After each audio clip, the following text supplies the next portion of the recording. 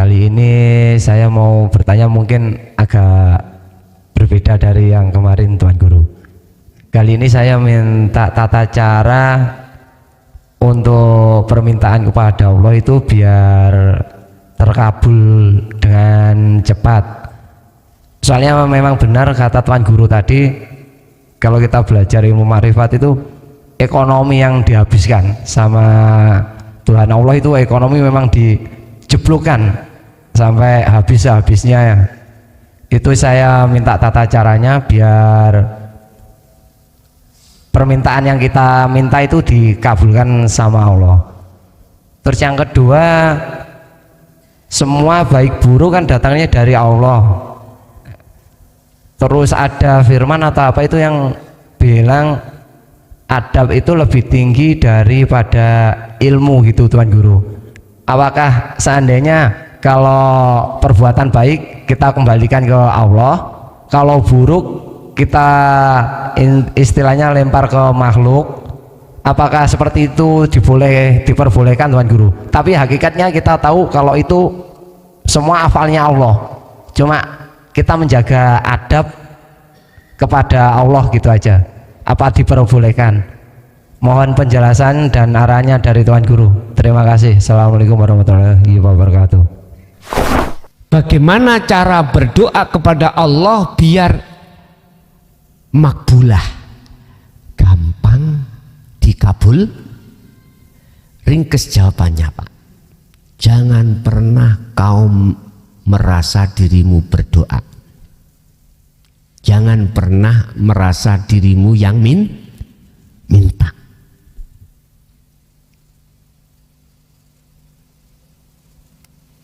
Ya. Terus lah tadi yang Allahumma siapa?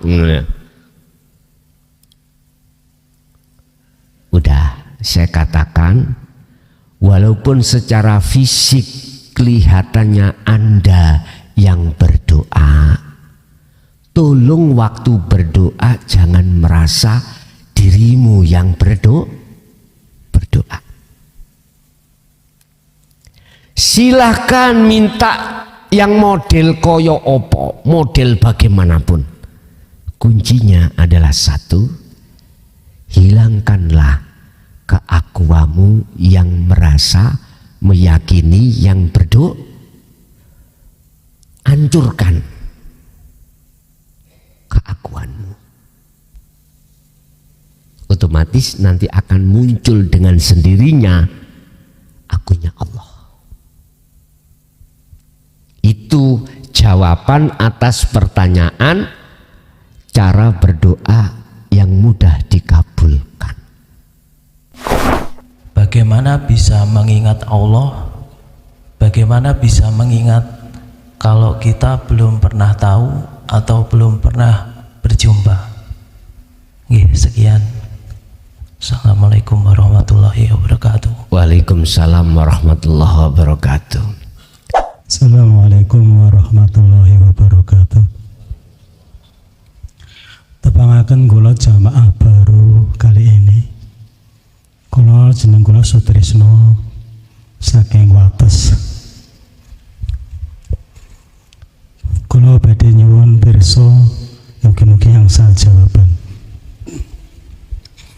Pertanyaane nggih menika, kala wau dipun sebut Allah itu meliputi alam semesta, termasuk toya ingkang menyebabkan rasa seger ketika diunjuk utawi diminum. Sifat seger niku adalah di situ ada sifat yang diberikan Allah, bukan asal berhenti pada air saja. Setiap pemberian tentu ada penerimaan. Sing menerima mereka yang menerima rasa seger, sedangkan sebabnya adalah dari air. Bagaimana caranya menyatukan antara pemberian dan penerimaan mereka termasuk dalam satu kesatuan Allah? Ini pertanyaan pun saking kula. Matur suwun.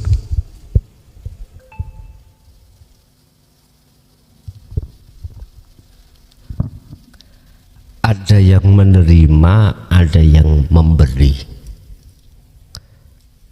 ada makhluk, ada kholik. Bagaimana caranya menyatukan antara pemberian dan penerima, pemberi dan penerima. Inilah Pak yang kumaksud si salik suluk nuju wusul dateng Gusti Allah. Kalau bahasane Siti Jenar, manunggaling kawula terhadap Gusti. Piye carane? Sederhana. Bagi yang sudah mengerti tentang hakikat syahadat, untuk menuju syahadat ini, untuk menuju syahadat ahad atau syahadat tunggal,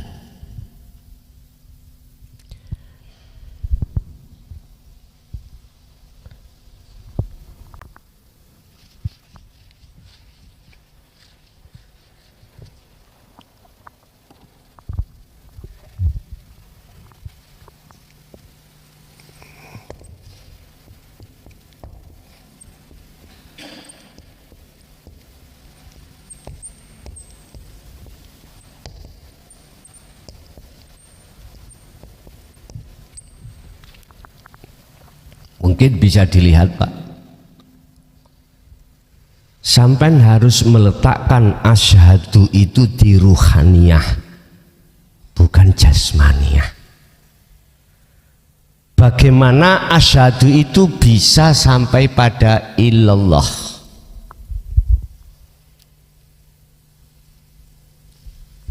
Ini persaksian kita pada Allah. Otomatis ini urusan ruhaniyah pada hidup. Saya bersaksi sesungguhnya tidak ada Tuhan yang wajib disembah kecuali Allah. Kita tarik konteks ini dari sisi hakikat. Aslinya piye toh? Aslinya bagaimana toh? Jenengan harus menghadapkan wajah ruh ini ya terhadap hidup, yaitu Allah.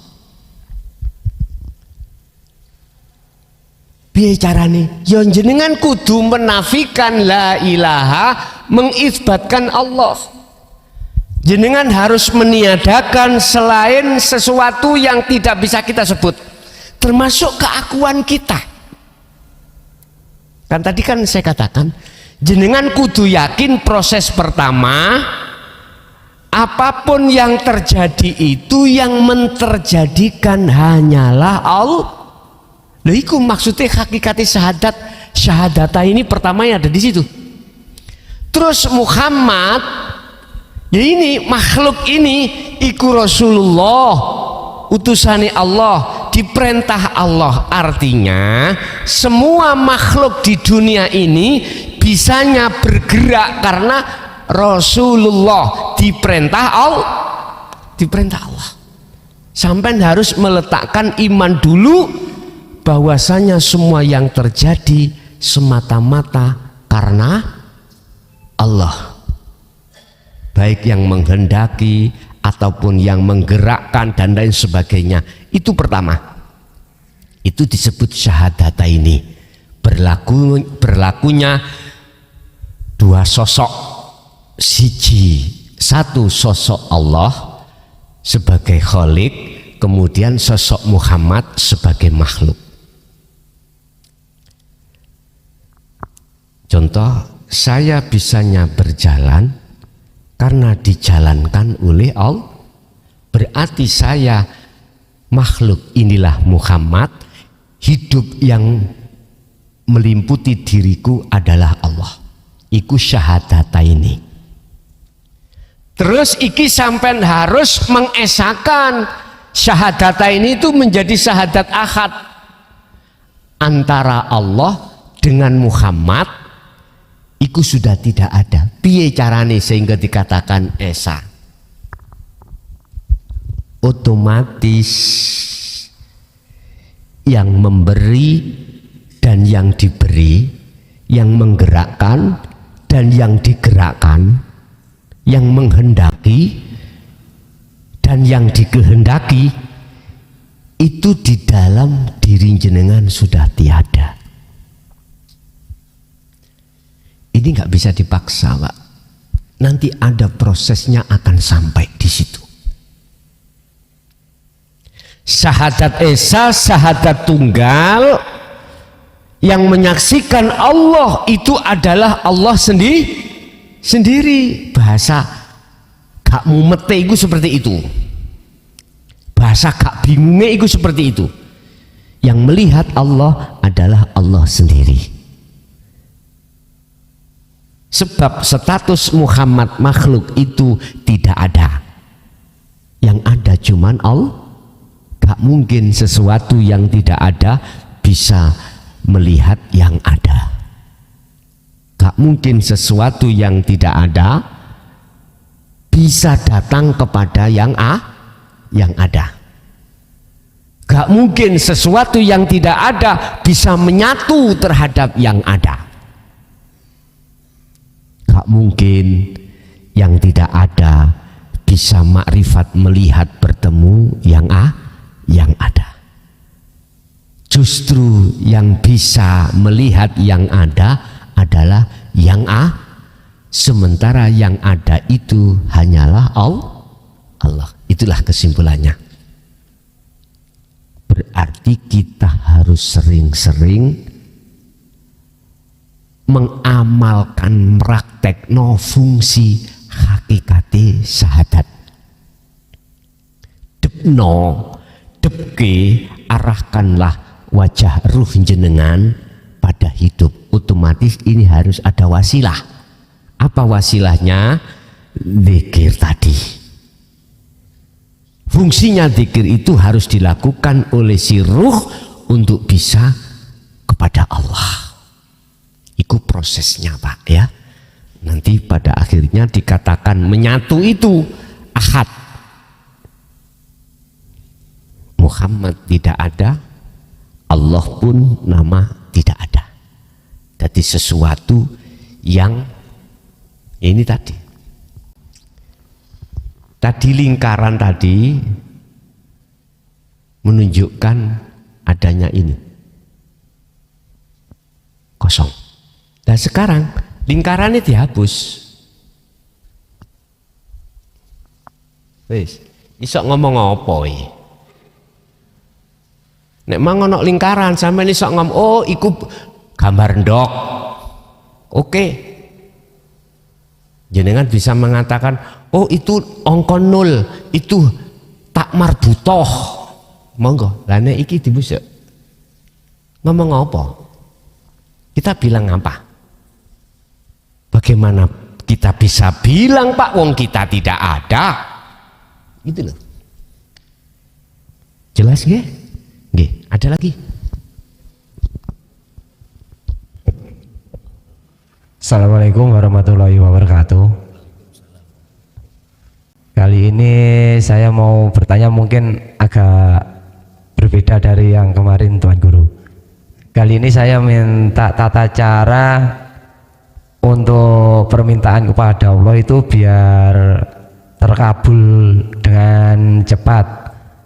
Soalnya memang benar kata Tuan Guru tadi, kalau kita belajar ilmu makrifat itu ekonomi yang dihabiskan sama Tuhan Allah itu ekonomi memang dijeblokkan sampai habis-habisnya. Itu saya minta tata caranya biar permintaan yang kita minta itu dikabulkan sama Allah. Terus yang kedua, semua baik buruk kan datangnya dari Allah. Terus ada firman atau apa itu yang bilang adab itu lebih tinggi daripada ilmu gitu, Tuan Guru. Apakah seandainya kalau perbuatan baik kita kembalikan ke Allah, kalau buruk kita istilahnya lempar ke makhluk, apakah seperti itu diperbolehkan, Tuan Guru? Tapi hakikatnya kita tahu kalau itu semua hafalnya Allah. cuma kita menjaga adab kepada Allah gitu aja. Apa diperbolehkan? Mohon penjelasan dan arahannya dari Tuan Guru. Terima kasih. Assalamualaikum warahmatullahi wabarakatuh.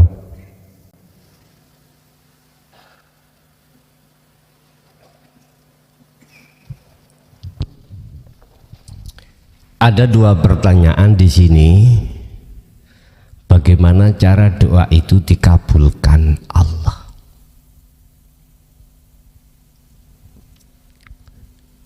Ada nanti makalah mengatakan seseorang kalau sudah arif itu nggak ada yang diminta kecuali dua. Kecuali dua perkara yang diminta. Artinya urusan duniawiyah itu nggak ada si arif itu minta. Alasan etika. Kita posisi ekonomi serba kurang. Si arif dia tidak akan berani dan minta supaya dikeluarkan dari kekurangan ekonomi. Gak berani Pak, hanya dua yang beliau selalu menuju pada Allah. Apa? As-sidqu fil ubudiyah, bener no artine nemen-nemeni tentang ubudiyahnya pada Allah.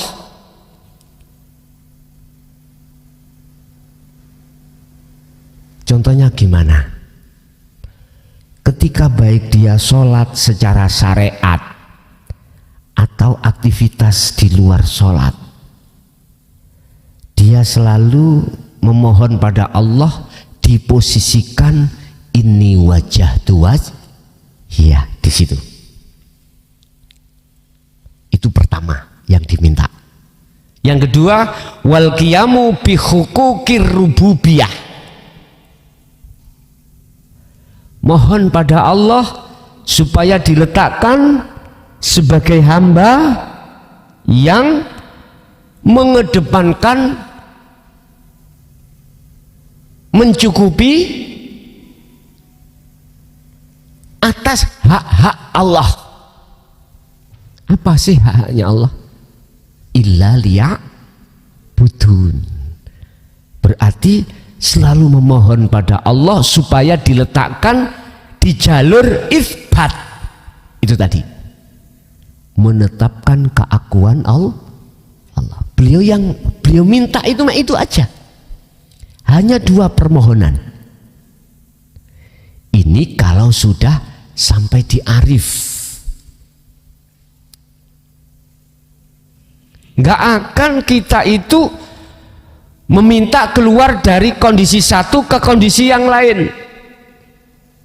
Kondisi kita terburuk, ekonomi kita gak mungkin beliau akan meminta untuk keluar dari kondisi tersebut.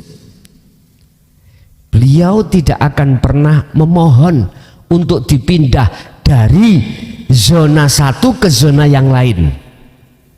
Beliau hanya mengalir pun. Tetapi kapasitas kita manakala belum sampai ke titel arif, maka kita juga mikir Pak, tentang masalah ekonomi.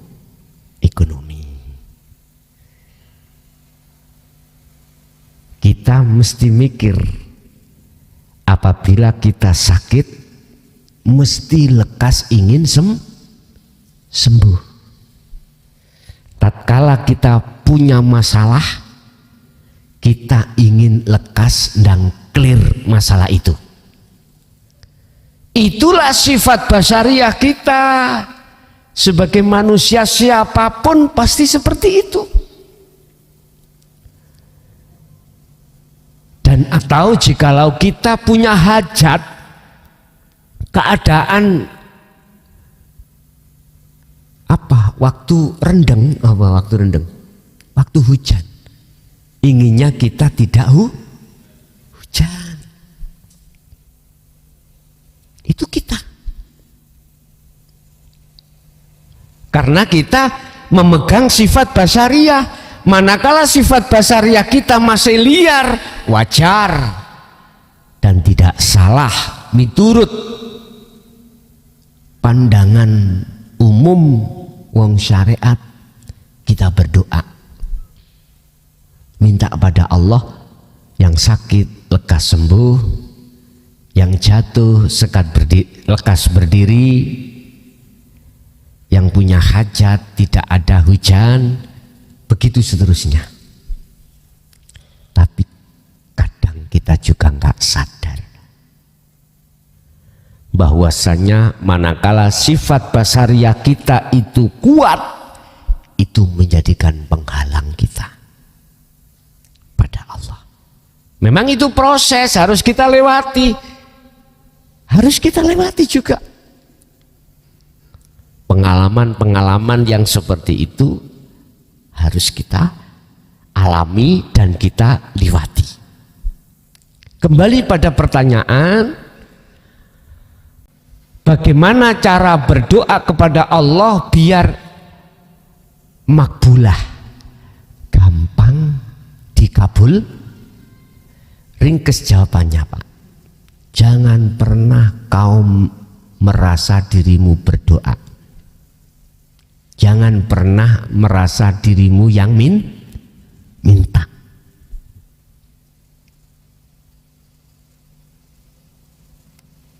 Ya. Terus, lah tadi yang Allahumma siapa? Udah, saya katakan, walaupun secara fisik kelihatannya Anda yang berdoa, tolong waktu berdoa jangan merasa dirimu yang berdoa. Silahkan minta yang model koyo opo, model bagaimanapun. Kuncinya adalah satu, hilangkanlah keakuanmu yang merasa meyakini yang berdoa. Hancurkan keakuanmu, otomatis nanti akan muncul dengan sendirinya akunya Allah.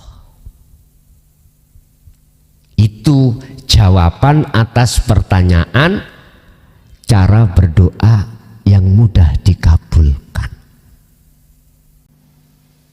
Otomatis hambanya tidak mengharapkan terkabul, karena hambanya tidak ada sudah, ngeten. Berarti karep iku mau karepe Gusti Allah.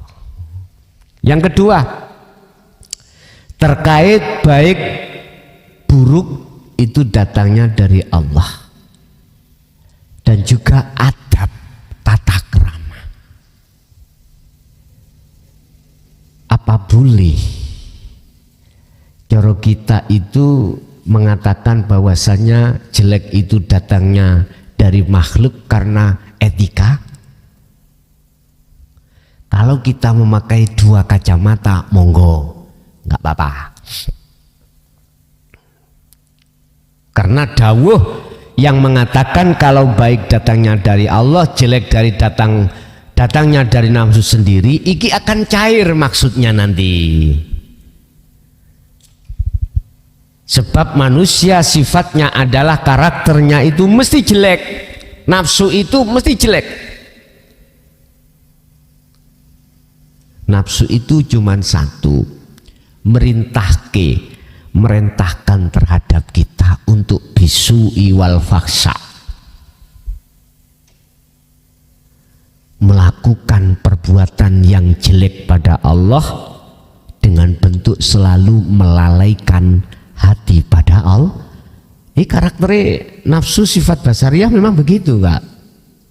Sehingga mengatakan kalau jelek itu datangnya dari nafsumu sendiri. Oke, kalau bahasa syariat dengan pertimbangan adab, tata krama, etika, monggo. Tapi jangan pernah iman di hatimu yang hakul iman ini mengatakan selain Allah.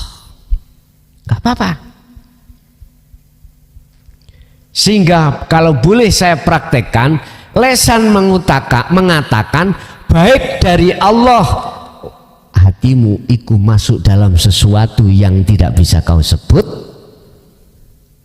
Kalau jelek datangnya dari nafsu, ketika mengatakan nafsu, hatimu imannya pada sesuatu yang tidak bisa disebut.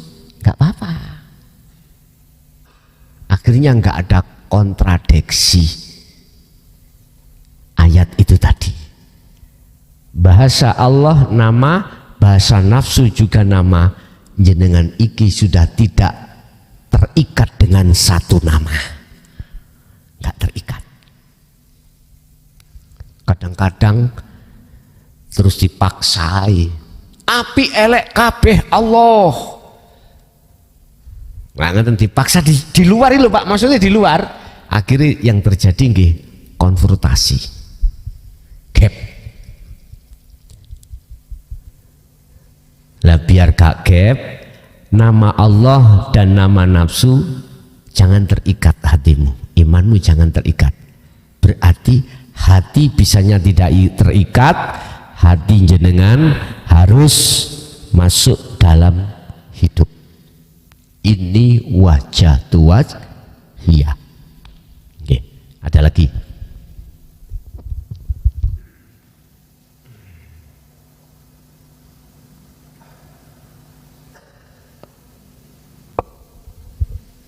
Assalamualaikum warahmatullahi wabarakatuh. Tadi dikatakan mengingat Allah di segala aspek kehidupan. Pertanyaannya, bagaimana bisa mengingat Allah? Bagaimana bisa mengingat kalau kita belum pernah tahu atau belum pernah berjumpa? Sekian. Assalamualaikum warahmatullahi wabarakatuh. Waalaikumsalam warahmatullahi wabarakatuh. Jawab ringkas nggak bisa karena belum pernah bertemu. Cuman ada proses. Kita dikatakan ingat Allah pertama dari sisi ilmu dulu. Ilmu akan mengajarkan sifat, nama, sifat, zat. Konteksnya ilmu. Berarti kita ingatnya pertama kali dari sisi ilmu. Di dalam ilmu itu menerangkan tentang nama, sifat, zat, ciri-ciri. Kita akan bisa mengingat Allah walaupun kita itu belum ketemu sebenar-benarnya Allah. Itu ketika kita ingat, maksudnya ingat dalam konteks ilmu. Dengan ilmu itu akhirnya Allah akan mendatangkan satu hidayah untuk bisa bertemu terhadap substansinya, terhadap yang memiliki nama Allah. Memang nggak bisa Pak kita ingat pada sesuatu kalau kita itu belum pernah ketemu sesuatu. Tapi itu ada proses. Pertama adalah ilmu. Makanya sering saya katakan urusan tentang akhirat, tentang Allah, man aradal akhirah fa'alaihi biilmin, harus dengan ilmu. Inilah yang kumaksud ilmu tauhid, tempatnya ada pada hati hamba seorang guru akhirat saja. Ini makanya kita harus berguru terhadap beliau-beliau. Guru akhirat itu guru yang ketika saat melepaskan ilmunya itu akan menyejukkan hati jenengan. Beliau hanya berbicara tentang ruhaniyah, tidak membahas tentang jasmaniah. Beliau hanya berkata tentang keahatan Allah, tidak bicara tentang masalah duniawiyah. Itu guru akhirat. Berhubung hati kita itu rindu tentang ilmu itu, mesti akan menyejukkan hati jenengan. Perkara yang gak paham jadi paham, perkara yang bundeli jadi terurai. Memang Pak, untuk menuju bertemu Allah sebenarnya itu laksana kita mencari jarum di tengah-tengah jerami. Tahu jerami nggih? Laksana seperti itu. Biar mudah iso ketemu jarum itu, sampen bong jerami itu. Nek sampen goleki petani situk-situk gak ketemu bos, yes ambil bensin, kasih bensin dibong. Setelah dibong, ambilkan kipas, hilang ketok jerami ini, ketok domi. Caranya begitu. Dulu aku pernah Pak, tahun 2004 nggak salah, ada seseorang yang mengalami penyakit lumpuh, bisa jalan tapi kedemak-kedemak, nggak bisa seperti kita. Saya itu dimintai untuk nambani biar dia itu bisa berjalan mudah. Saya suruh untuk sembujung, ngelonjor gitu, kan kakinya nggak bisa toh, lumpuh. Saya ambilkan kawul Pak, tahu kawul? Ya jerami ini loh. Kalau ambilkan sak pondong bahasa Indonesia sak pondong apa? Ya sak pondong, sak tekem. Saya letakkan di atas kakinya, saya ambilkan uli Pak. Terus sing sakit tanya, Gus sampai napa no? Menengo. Kamu lah pingin waras toh? Nggih. Meneng Pak. Ketika saya ngambil korean, dia tahu kalau saya mau langsung ngadeg Melayu. Loh coba. Kita nggak tahu. Saya mengikuti aja warid apa di dalam hatiku, bongen wis. Saya nggak mamang, udah.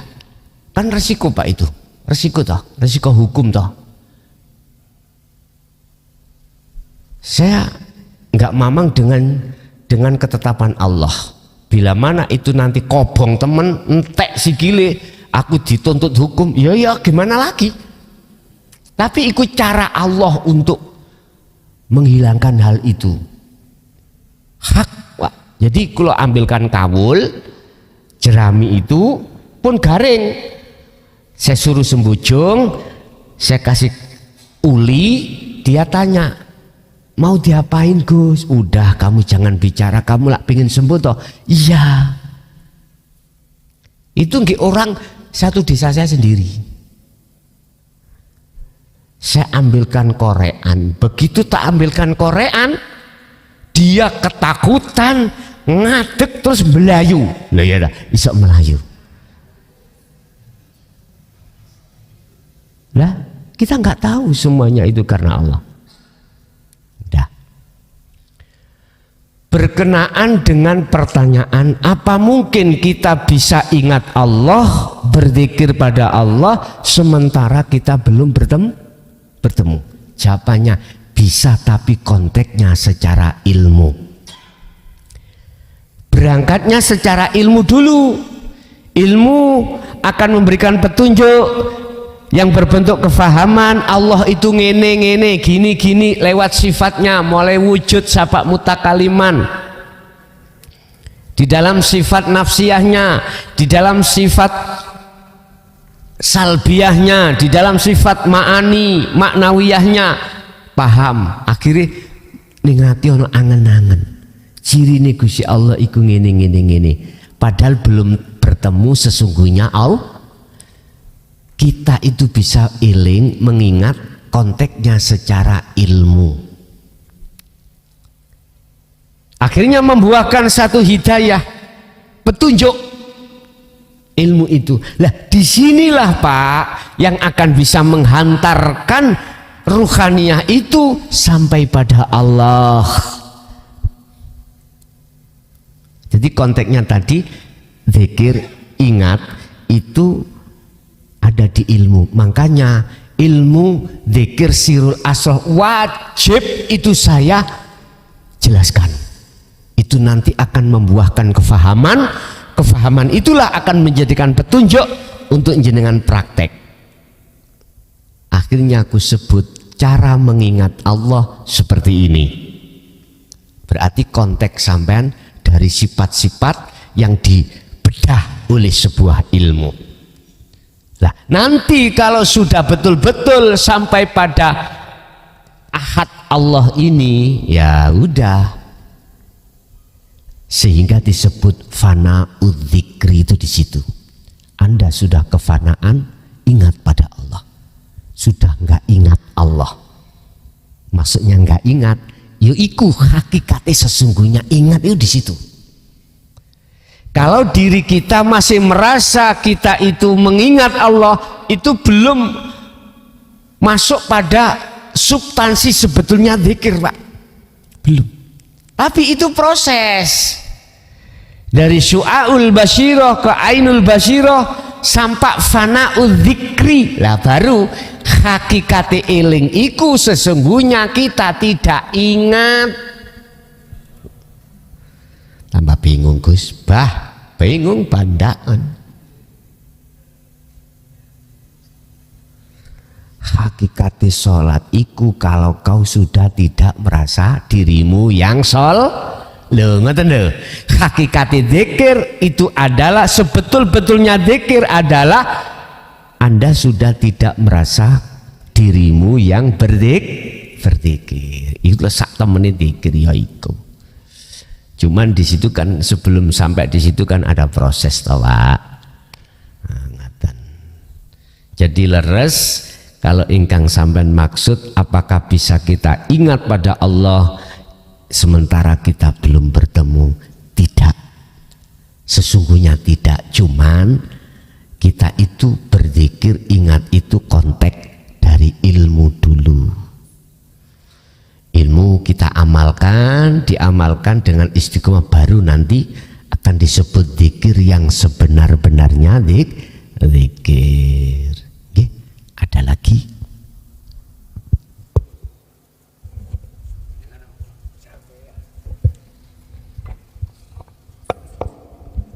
Assalamualaikum warahmatullahi wabarakatuh. Wonten makola la maujuda ilallah. Tidak ada wujud kecuali wujudnya Allah. Artinya makhluk semuanya tidak ada, yang ada hanya Allah. Dan di sini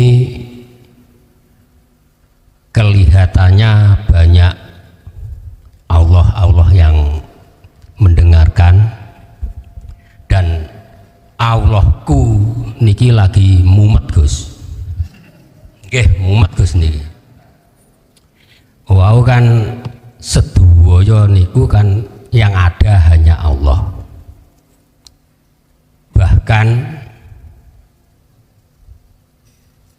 selain Allah tidak ada. Tapi Allah itu kan ada yang taat dan ada yang maksiat. Lah padahal semua itu kan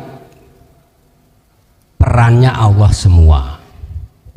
Seperti diri ini ada di dalamnya ada ruh, ada nyawa, ada sukma. Tapi kalau tidak ada hidup, semua tidak akan bekerja. Bekerjanya hidup di diri ini karena adanya hidup tadi. Dan yang taat tadi digambarkan mendapatkan surga. Lah pada surga itu makhluk, dan yang maksiat dimasukkan neraka. Lah neraka itu juga makhluk. Lah sifatnya makhluk itu tidak ada. Lah Gusti Allah jane karepibu pripun Gus? Niki sing setunggal Gus. Sing kaping kalih makhluk niku nek pun wekdalipun kan sedo pejah Gus. Lah padahal niku sing dibeto teng makom niku teng kuburan niku kan cuma mayat utawi batang. Lah teng makom niku kan ditangkleti Gus. Terus ditangleti malaikat mungkar nakir niku. Lah malaikat mungkar nakir kan nggih makhluk. Lah masa Gusti Allah ditekoni makhluk. Niku tanpa Allah kan nggih mboten saged mungkar nakir niku. Lah lajeng niku masa Gusti Allah ditakoni.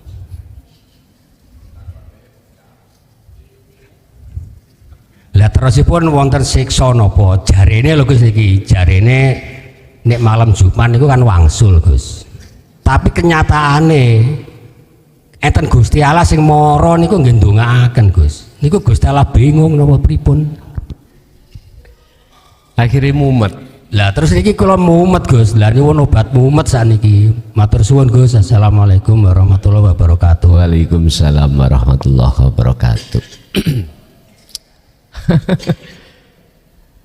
Berkenaan dengan makalah la maujudan illallah, saya teringat kisah saya sendiri ketika sowan ke beliaunya Mbah Khozin Ringin Agung terkait masalah niki. Kula pulih iling, saya bertanya kepada beliaunya tentang Allah. Iku piye Mbah? Kula iku pertama iku dipisui, misu iku fawasih. Wis gak usah tak tirokno nggih. Misuwe niku pokoke fawasih Surabaya nyel. Misuh.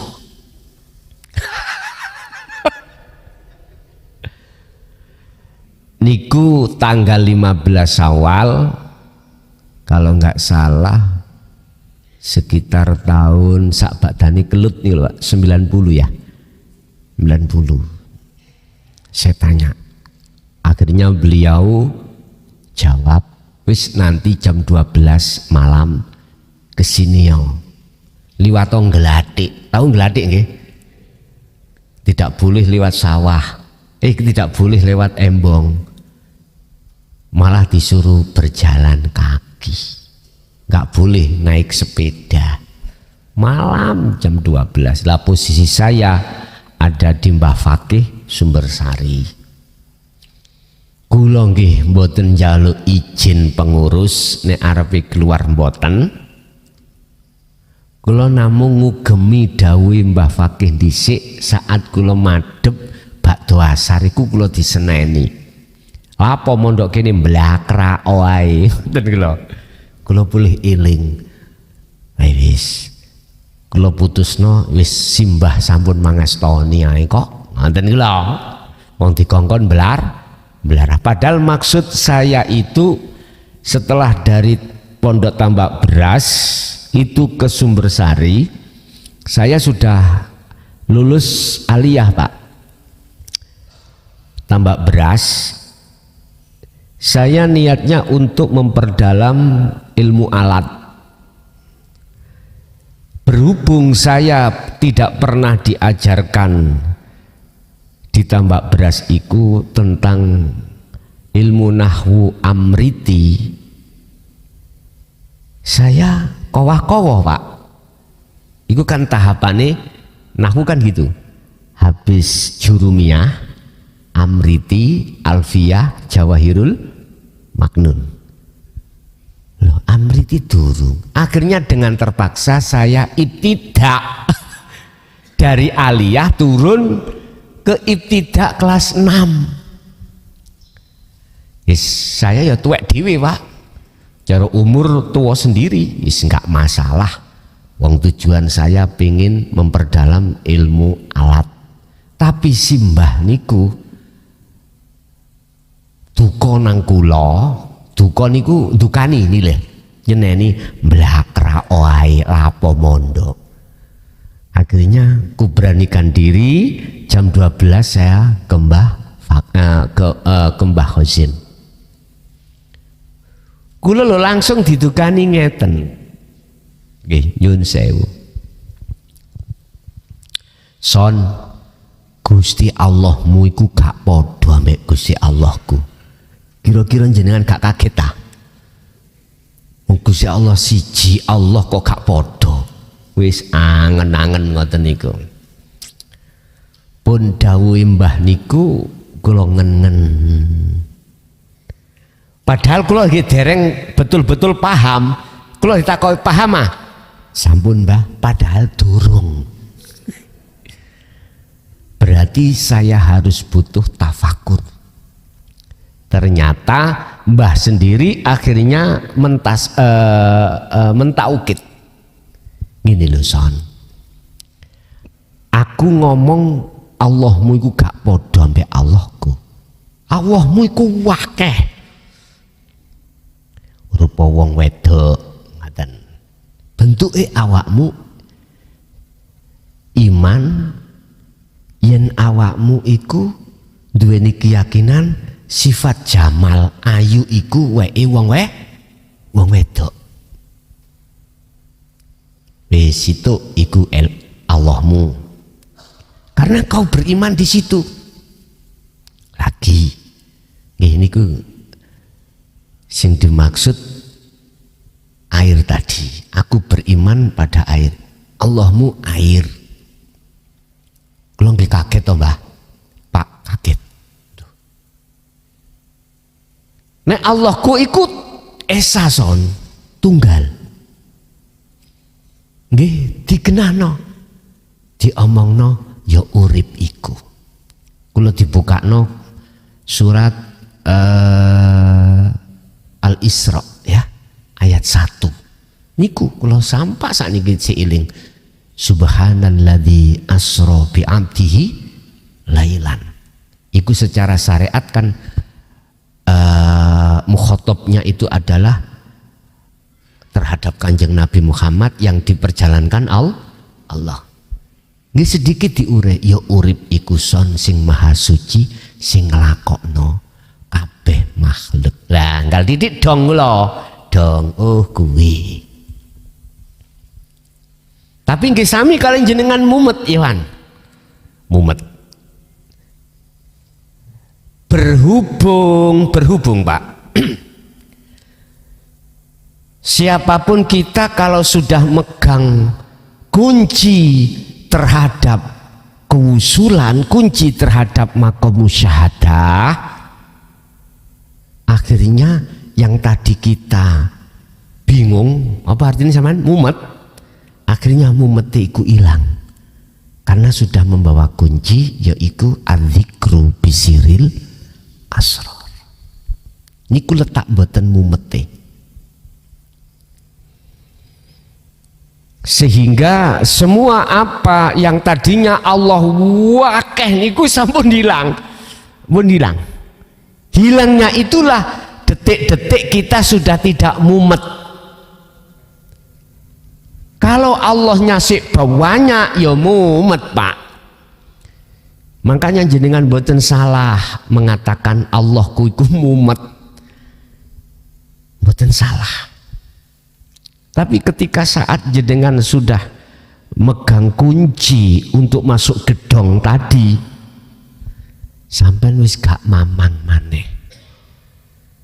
Sebab gembok ketika kunci sampean masukno ke gembok, sampean sudah diajari caranya bisa membuka gembok itu, harus kita tarik ke kanan, tidak ke kiri, maka terbukalah.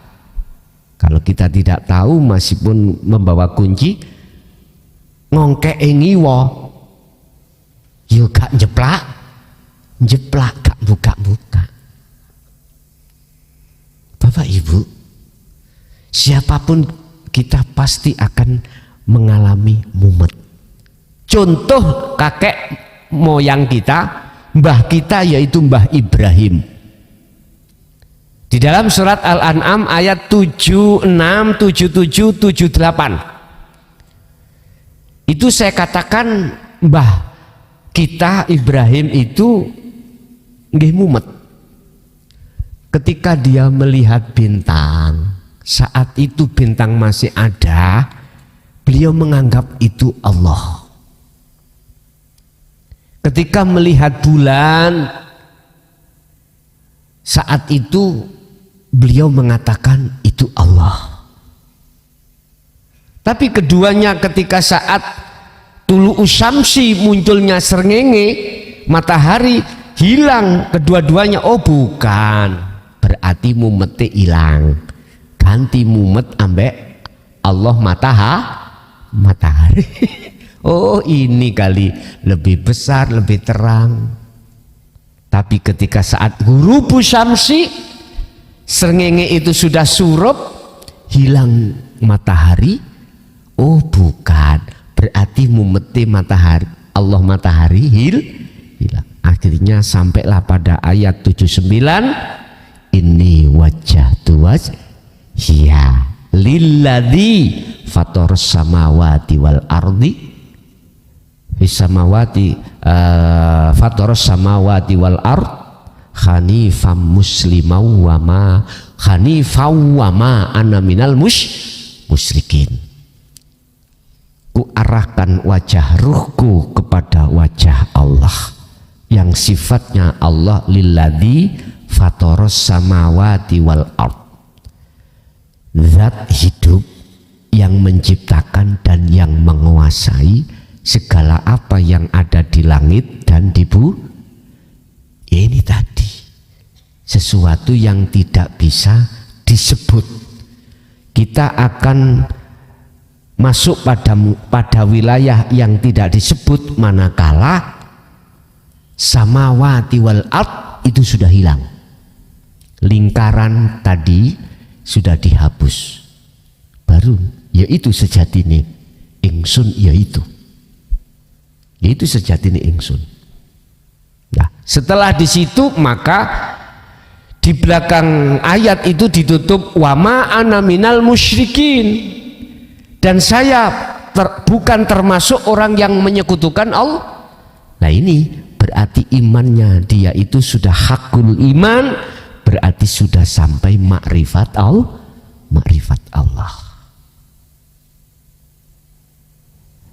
Kalau sudah di sini baru tidak mumet, ya, baru tidak mumet. Terus yang kedua, termasuk mumet mana? Makhluk semuanya itu mati. Jih, setuju. Mengapa harus ditanya di situ oleh makhluk? Apakah Allah itu ditanya makhluk? Lah lucu lah. Bapak Ibu, mungkin kita ingat ketika saat Rasulullah menyampaikan dinul haq, itu ada dua kelompok yang terpecah. Kelompok pertama adalah wa minhum man hadallah, kelompok kanan yang menerima hidayah dari Allah, yaitu ajaran itu bisa diterima, ajaran hakikatnya dengan terima. Tapi kelompok kedua kebalikannya, wa minhum man haqqat alihi dolalah, dia bersikukuh dengan ajarannya sendiri, ajaran yang mencondongkan hati terhadap hayatatun ya. Jadi nggak mau, bersikukuh di situ. Lah, disinilah Bapak, mengapa harus ditanya oleh malaikat mungkar nakir?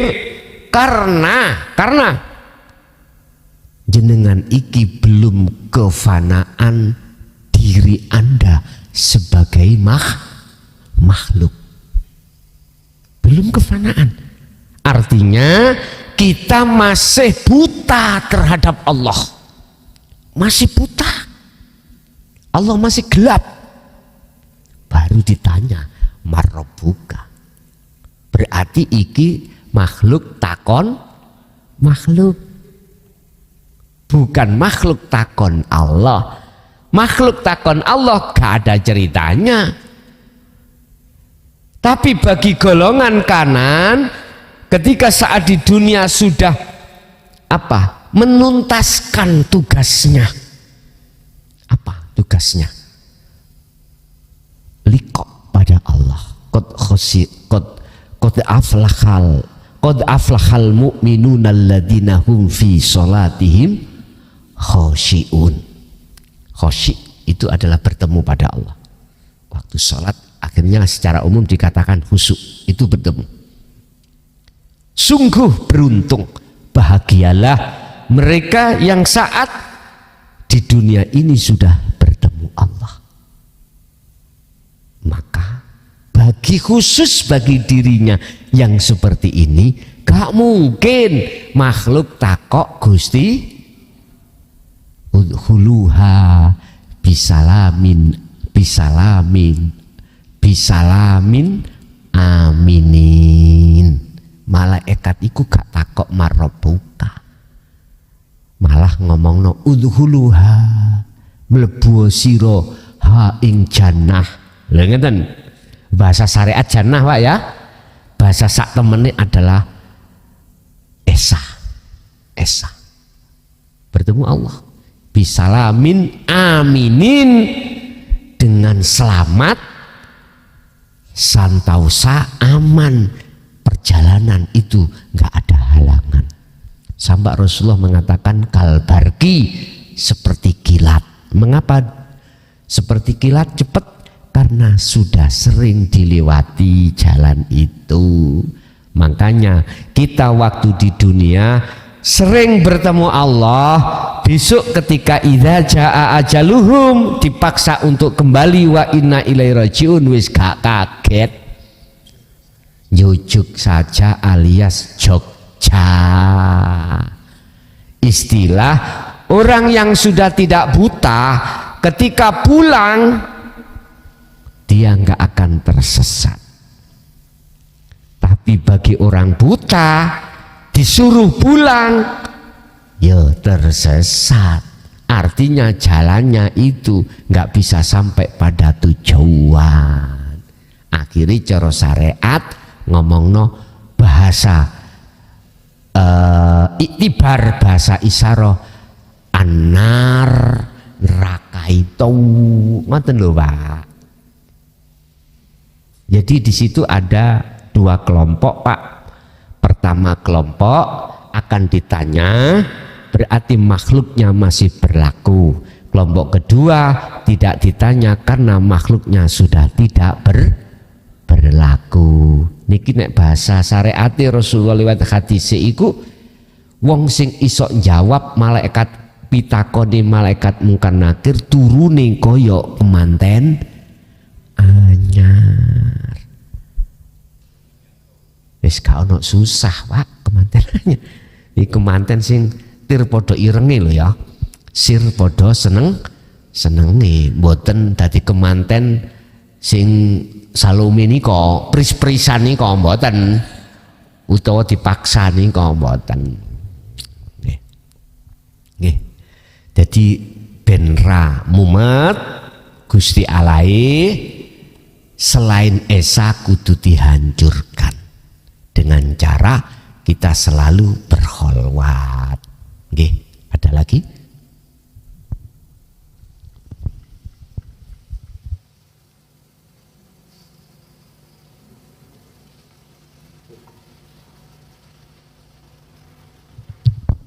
Cukup Bapak?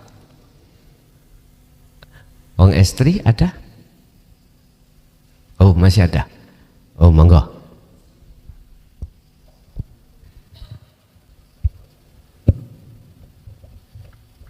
Assalamualaikum warahmatullahi wabarakatuh. nyuwun penjelasanipun sing sak gamblang-gamblange caranipun ingat sing sak benere. Istilah kula niku cara ingat niku ingat sing pripun ngoten. Sing kula alami saat niki kan sedinten niku ingate saged kula hitung kalih jari mawon dereng ingat sing betul ngoten. Nyuwun kiat-kiat cara ingat sing gampang niku pripun carane. Matur suwun. Assalamualaikum warahmatullahi wabarakatuh.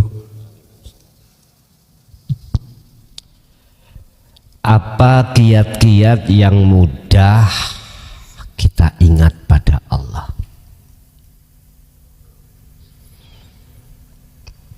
Kalau sudah bertemu itu mudah sekali untuk ingat.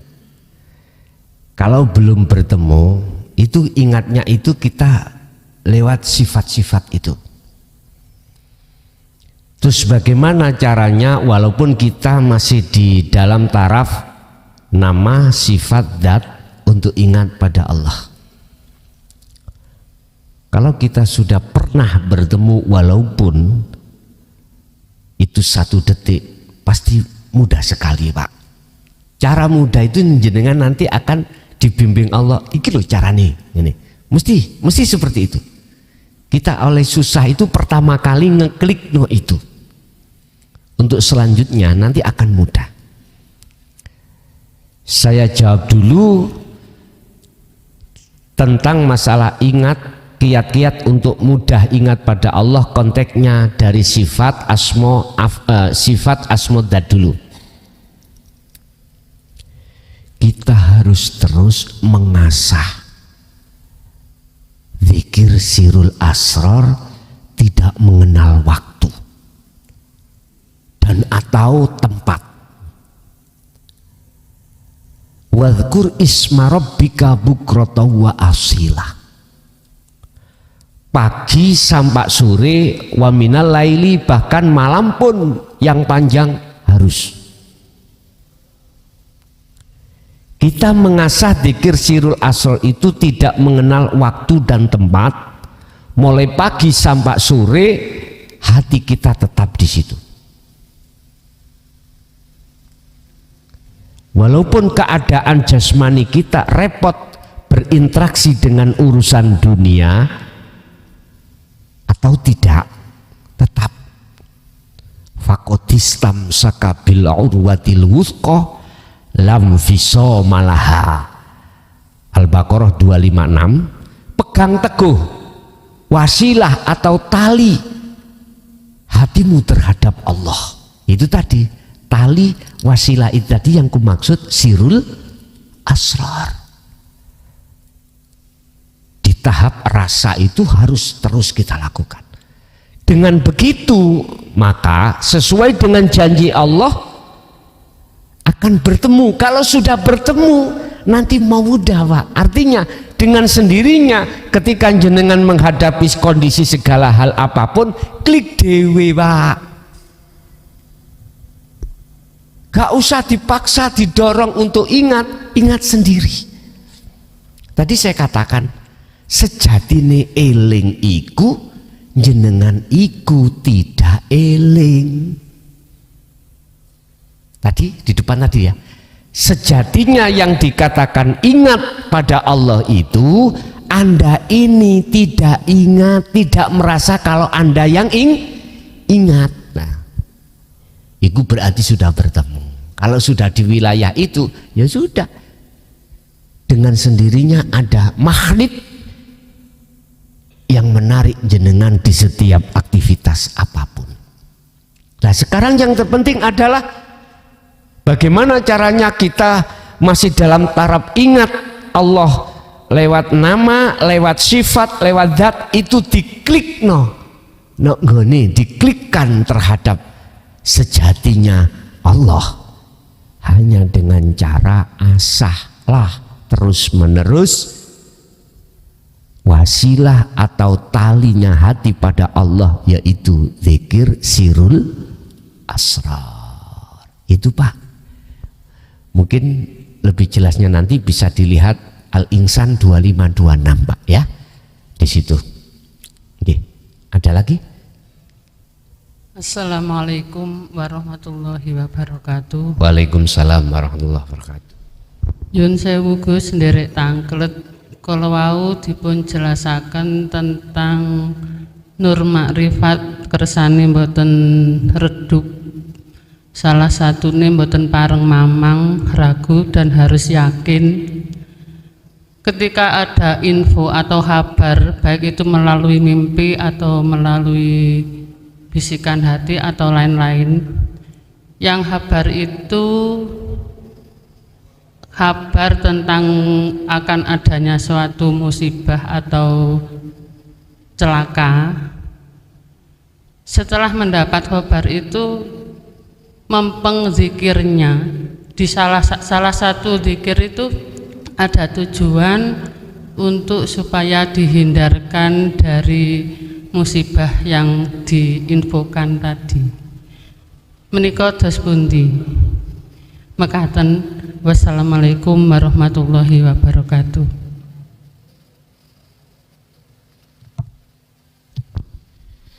Bolehkah kita itu memohon pada Allah supaya dijauhkan atau punya tujuan zikir itu untuk dijauhkan atau dihindarkan dari musibah tersebut setelah kita mendapatkan kabar?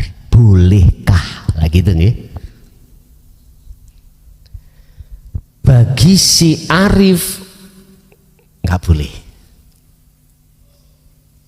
Kita posisinya di mana?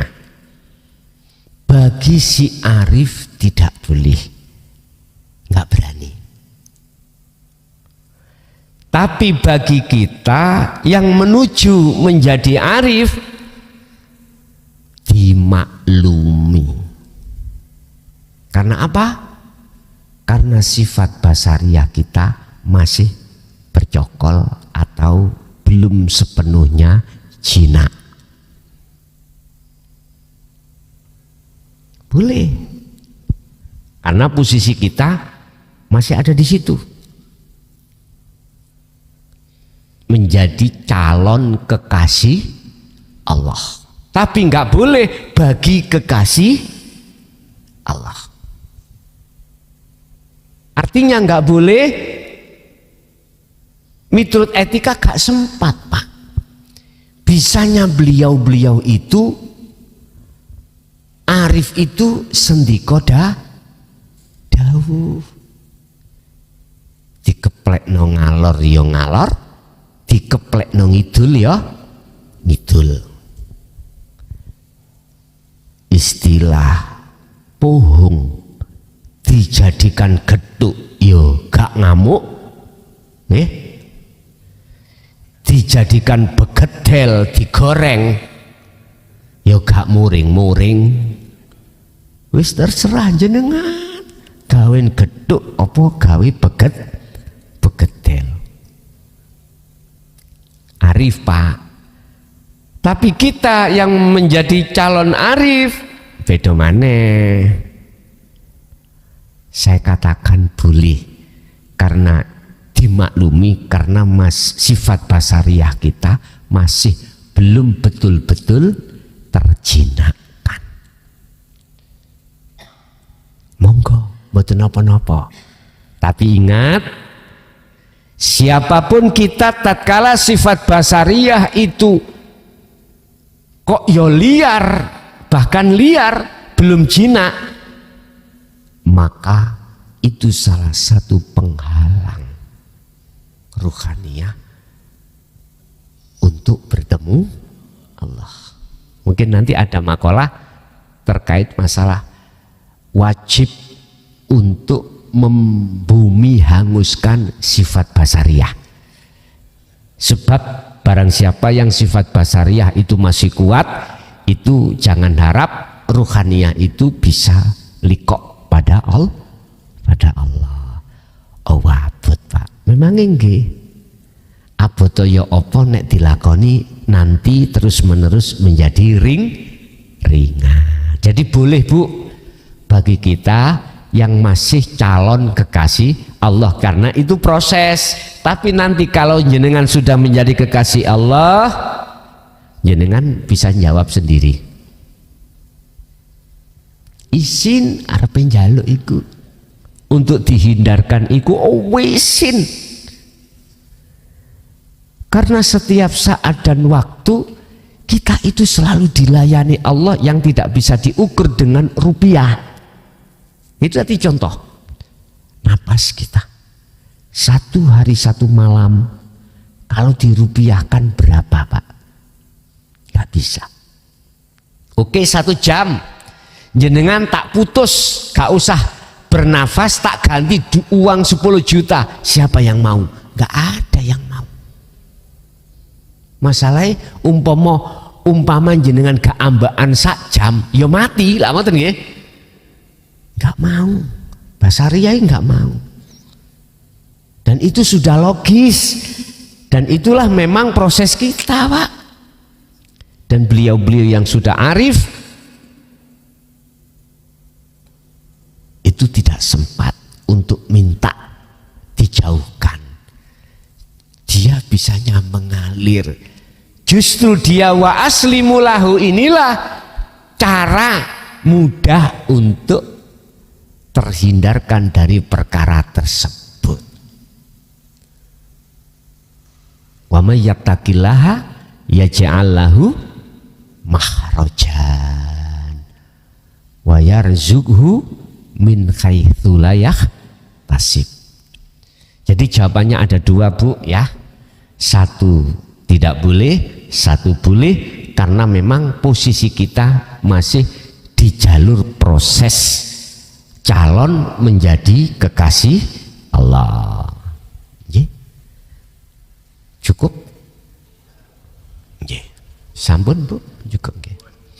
Bapak Ibu hadirin jamaah rahimakumullah, itulah apa ilmu yang telah kita terima dari Allah. Harapan kita sebagai manusia mudah-mudahan menjadi satu ilmu yang bermanfaat dan barokah terhadap keluarga kita, khususnya kita sendiri di dunia sampai ke akhirat. Dan juga kami atas nama pribadi barangkali banyak kalimat yang sifatnya menyinggung perasaan jenengan, walaupun kami tidak ada unsur sengaja untuk menyinggung. Kami atas pribadi mohon maaf lahir dan batin. Al-Fatihah.